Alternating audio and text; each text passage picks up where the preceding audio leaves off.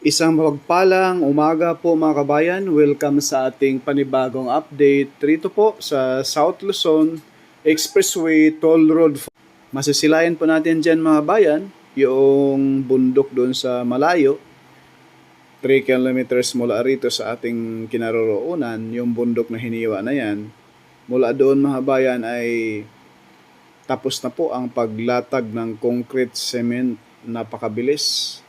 Yung last update natin, ito pa yung natapos dito sa lampas nito sa tulay na ito mga bayan.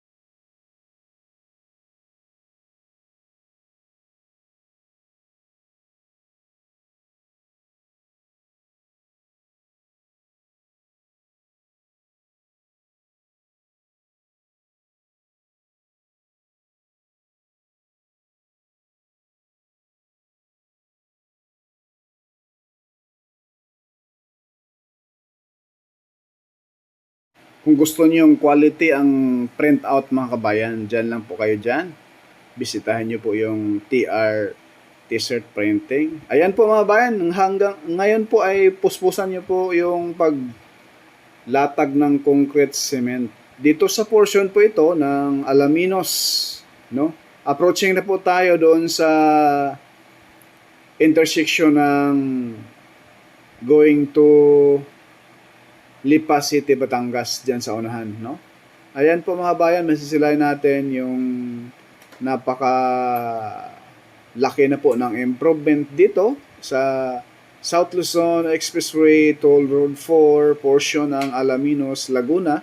Ayan, dyan po sila naglatag yung tulay nandyan sa malayo mga kabayan.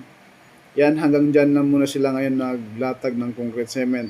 Lampas yan mga bayan, tinatambakan pa ng graba at saka yung buhangin, yung alignment nitong SLEX Toll Road 4. Ayan po mga bayan, no? Yung presko na bagong latag pa lang na concrete cement dyan.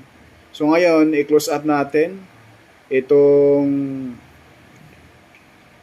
paano sila maglatag ng concrete cement. At first time ko pong makita mga bayan, kadalasan po kasi sa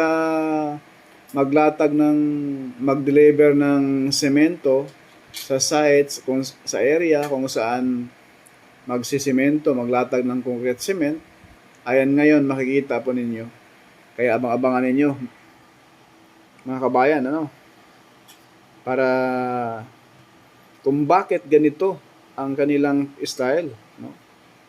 Naway, comment po down below sa mga eksperto dyan, sa mga engineer, sa ating mga kabayan abroad, mga engineer dyan. Eksperto sa construction, mga kabayan. Huwag kayong mahiya.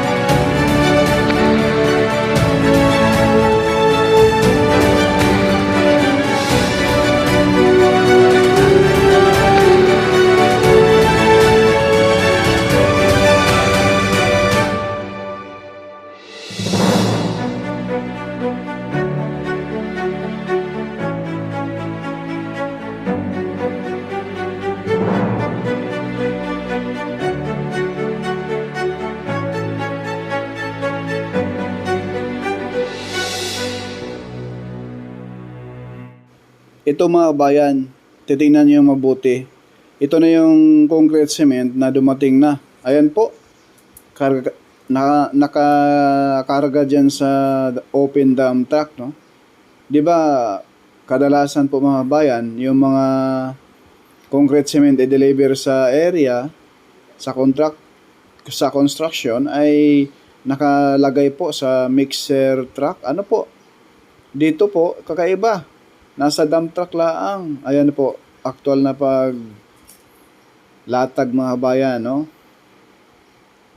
Ng concrete cement. Sa Bisaya pa, gihuwad na. Shout out dyan sa mga bisendag ko. Pastilan. Ayan na po mga kabayan, oh. Kita niyo mga kabayan? Kakaiba yung technique nila, ano? Ayan. Tuloy-tuloy. Kaya pala nakapila yung mga dump truck doon mga kabayan sa pinakadulo. Ang lagay pala niya, nakala ko buhangin. Hindi pala buhangin. Yung mismong concrete cement na pala para dito sa latag ng concrete cement. Ayan po mga bayan, nasaksihan ninyo at maraming salamat.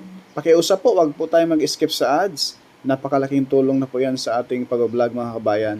Maraming salamat and God bless po. Follow po sa FB page natin.